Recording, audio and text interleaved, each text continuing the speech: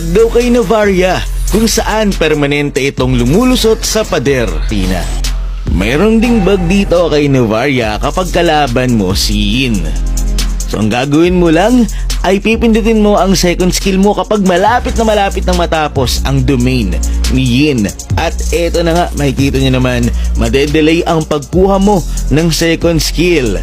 At kahit matapos na ang duration nito, ikaw ay tatagos pa rin sa pader. So legit na legit ito. Pero syempre ito yung handcam para makita nyo na gumagana talaga.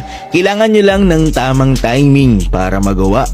Basta kapag malapit nang matapos ang ultimate ni Yin sa'yo, i-click mo lang, isang tap lang ang iyong second skill.